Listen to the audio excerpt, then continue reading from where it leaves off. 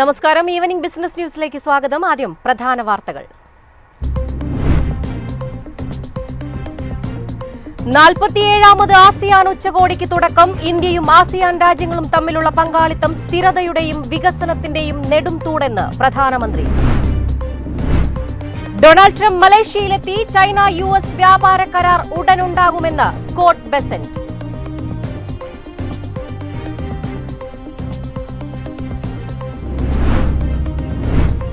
റെക്കോർഡിനരികെ ഇന്ത്യയുടെ വിദേശ നാണ്യ കരുതൽ ശേഖരം. സ്വർണശേഖരം 880.18 മെട്രിക് ടണ്ണായി.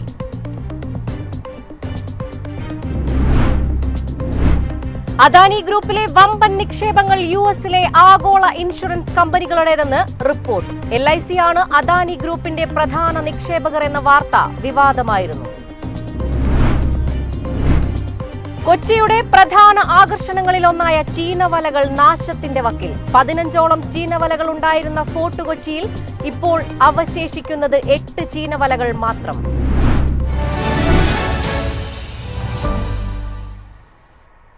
വിശദമായ വാർത്തകൾ നോക്കാം. 47ാമത് ആസിയാൻ ഉച്ചകോടിക്ക് തുടക്കമായിരിക്കുന്നു. ഇന്ത്യയും ആസിയാൻ രാജ്യങ്ങളും തമ്മിലുള്ള പങ്കാളിത്തം സ്ഥിരതയുടെയും വികസനത്തിന്റെയും നെടുംതൂണെന്ന് പ്രധാനമന്ത്രി.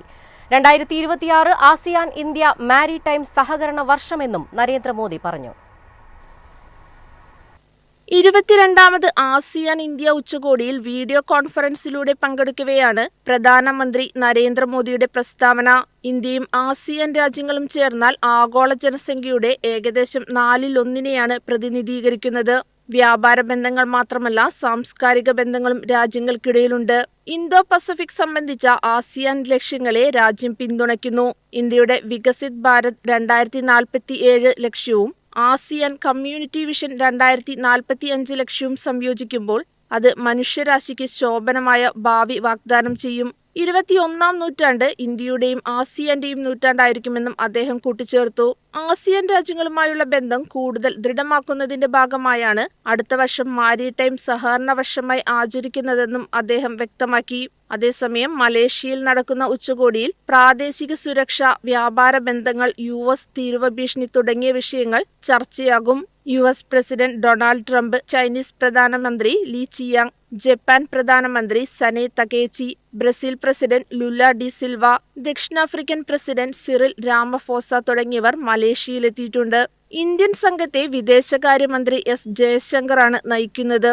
28 വരെയാണ് ഉച്ചകോടി. ഇതിനിടെ 90കൾക്ക് ശേഷം south east Asian Nations association ഒരു രാജ്യത്തെ കൂടെ കൂട്ടായ്മയിലേക്ക് അംഗമാക്കി. കിഴക്കൻ തിമൂറാണ് ബ്ലോക്കിന്റെ ഭാഗമായത്. കിഴക്കൻ തിമൂറിനെ ആസിയാൻ കൂട്ടായ്മയിലേക്ക് മോദി സ്വാഗതം ചെയ്തു. News desk MyFin TV. American president Donald Trump മലേഷ്യയിലെത്തി. ചൈന US വ്യാപാര കരാർ ഉടനുണ്ടാകുമെന്ന് സ്കോട്ട് ബെസന്റ്. ഷീ ജിൻപിങ്ങുമായുള്ള കൂടിക്കാഴ്ചയ്ക്കെല്ലാം തയ്യാറെന്നും പരാമർശം. ഞായറാഴ്ചയാണ് ആസിയാൻ ഉച്ചകോടിയിൽ പങ്കെടുക്കുന്നതിന്റെ ഭാഗമായി ട്രംപ് മലേഷ്യയിലെത്തിയത്. ട്രംപ് ചൈനീസ് പ്രസിഡന്റ് ഷീ ജിൻപിങ്ങുമായി ദക്ഷിണ കൊറിയയിൽ വെച്ച് കൂടിക്കാഴ്ച നടത്തുമെന്ന റിപ്പോർട്ടുകൾക്ക് പിന്നാലെയാണ് ട്രഷറി സെക്രട്ടറി ബെസന്റിന്റെ പ്രസ്താവന വന്നിരിക്കുന്നത്. ചൈനീസ് വൈസ് പ്രസിഡന്റ് ഹേ ലൈഫെങ്ങും US വ്യാപാര പ്രതിനിധി ജാമിസറും തമ്മിലാണ് കൂടിക്കാഴ്ച നടന്നത്. കാർഷിക ഉൽപ്പന്നങ്ങൾ, ടിക്ടോക്ക്, അപൂർവ ധാതുക്കൾ, ഉഭയകക്ഷി ബന്ധം എന്നിവയെക്കുറിച്ച് ഇരുപക്ഷവും ചർച്ച ചെയ്തു. ചർച്ച വിജയകരമായിരുന്നു. നേതാക്കളുടെ കൂടിക്കാഴ്ചയ്ക്ക് ആവശ്യമായ എല്ലാ കാര്യങ്ങളും ഇരുപക്ഷവും ഉറപ്പാക്കിയിട്ടുണ്ടെന്നുമാണ് ട്രഷറി സെക്രട്ടറി വ്യക്തമാക്കിയത്. അതേസമയം 5 ദിവസമാണ് ട്രംപ് ഏഷ്യയിലുണ്ടാവുക. ഷീയോട് ഒരുപാട് കാര്യങ്ങൾ എനിക്ക് പറയാനുണ്ട്, അദ്ദേഹത്തിനും ധാരാളം പറയാനുണ്ടാവും എന്നാണ് യാത്ര തിരിക്കുന്ന സമയത്ത് ട്രംപ് മാധ്യമങ്ങളോട് പറഞ്ഞത്. എന്നാൽ കൂടിക്കാഴ്ച നടക്കുമോ എന്ന കാര്യം ചൈന സ്ഥിരീകരിച്ചിട്ടില്ല. News desk MyFin TV. റെക്കോർഡിനരികെ ഇന്ത്യയുടെ വിദേശ നാണ്യ കരുതൽ ശേഖരം. സ്വർണശേഖരം 880.18 മെട്രിക് ടണ്ണായി ഉയർത്തിയ റിസർവ് ബാങ്ക്. ഡോളറിലുള്ള നിക്ഷേപം കുറച്ചെന്നും റിപ്പോർട്ട്. 2024 സെപ്റ്റംബറിലെ എക്കാലത്തെയും ഉയർന്ന നിലയായ $704.89 ബില്യൺ അടുത്തേക്ക് വിദേശ നാണ്യ കരുതൽ ശേഖരം എത്തിയെന്നാണ് റിപ്പോർട്ട്. $702.280 ബില്യൺ ശേഖരമാണ് ഇപ്പോഴുള്ളത്. ഈ മുന്നേറ്റത്തിന് കരുത്തായത് സ്വർണ്ണ കരുതൽ ശേഖരത്തിലുണ്ടായ വൻ വർധനവാണെന്നും സ്റ്റാറ്റിസ്റ്റിക്കൽ മന്ത്രാലയ ഡേറ്റ വ്യക്തമാക്കുന്നു. സെപ്റ്റംബർ അവസാന വാരം മാത്രം 200 കിലോഗ്രാം സ്വർണമാണ് അധികമായെത്തിയത്. കഴിഞ്ഞ 6 മാസത്തിനിടെ മൊത്തം 600 കിലോഗ്രാം സ്വർണം RBI വാങ്ങി. ഇതിനൊപ്പം ഡോളർ അധിഷ്ഠിത നിക്ഷേപങ്ങളിൽ നിന്ന് RBI പിന്നോട്ടു പോകുന്നതായും റിപ്പോർട്ട് വ്യക്തമാക്കുന്നു. US ട്രഷറി സെക്യൂരിറ്റീസ് നിക്ഷേപത്തിലാണ് കാര്യമായ കുറവുണ്ടായത്. വിദേശ നാണയ കരുതൽ ശേഖരത്തിലെ ഏറ്റവും വലിയ ഘടകമായ വിദേശ കറൻസി ആസ്തികൾ $1.692 ബില്യൺ കുറഞ്ഞ് $570 ബില്യൺ ആയെന്നും റിപ്പോർട്ട് പറയുന്നു. News desk MyFin TV. Adani ഗ്രൂപ്പിൽ വമ്പൻ നിക്ഷേപങ്ങൾ നടത്തിയിരിക്കുന്നത് US-ൽ നിന്നുള്ള ആഗോള ഇൻഷുറൻസ് കമ്പനികളെന്ന് റിപ്പോർട്ട്. LIC ആണ് അദാനി ഗ്രൂപ്പിന്റെ പ്രധാന നിക്ഷേപകർ എന്ന് കഴിഞ്ഞ ദിവസം പുറത്തുവന്ന വാർത്ത വിവാദമായിരുന്നു. അദാനി ഗ്രൂപ്പ് കമ്പനികളിലെ LICയുടെ നിക്ഷേപം സംബന്ധിച്ച വാർത്ത കഴിഞ്ഞ ദിവസം വൻ വിവാദത്തിന് വഴിവെച്ചിരുന്നു. പിന്നാലെയാണ് കമ്പനിയിലെ നിക്ഷേപകരുടെ വിവരങ്ങൾ പുറത്തുവന്നത്. അദാനിയുടെ നേതൃത്വത്തിലുള്ള മുംബൈ ഇന്റർനാഷണൽ എയർപോർട്ട് ലിമിറ്റഡിന്റെ കടപ്പത്ര നിക്ഷേപത്തിന്റെ വലിയ വിഹിതം അദീൻ ഇൻഷുറൻസിൽ നിന്നാണ്. DBS bank, DZ bank, Rabo bank, bank SinoPac എന്നിവ ആഗോള വായ്പാദാതാക്കളിൽ നിന്ന് ഏകദേശം $250 മില്യൺ അദാനി ഗ്രീൻ എനർജിയും സമാഹരിച്ചിട്ടുണ്ട്.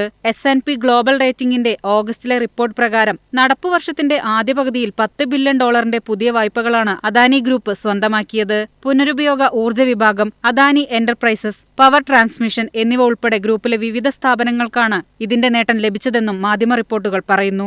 അദാനിയുടെ ഓഹരികളിൽ LICക്ക് 60,000 കോടി രൂപ വിലമതിക്കുന്ന 4% ഓഹരികളുണ്ട്.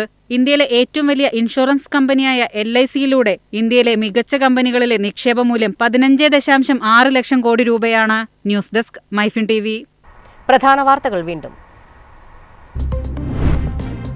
47ാമത് ആസിയാൻ ഉച്ചകോടിക്ക് തുടക്കം. ഇന്ത്യയും ആസിയാൻ രാജ്യങ്ങളും തമ്മിലുള്ള പങ്കാളിത്തം സ്ഥിരതയുടെയും വികസനത്തിന്റെയും നെടും തൂണെന്ന് പ്രധാനമന്ത്രി. ഡൊണാൾഡ് ട്രംപ് മലേഷ്യയിലെത്തി. ചൈന US വ്യാപാര കരാർ ഉടനുണ്ടാകുമെന്ന് സ്കോട്ട് ബെസന്റ്.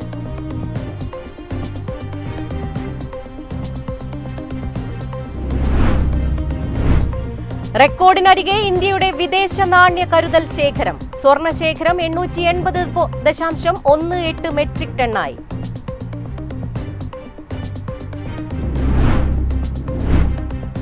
അദാനി ഗ്രൂപ്പിലെ വമ്പൻ നിക്ഷേപങ്ങൾ US-ലെ ആഗോള ഇൻഷുറൻസ് കമ്പനികളുടേതെന്ന് റിപ്പോർട്ട്.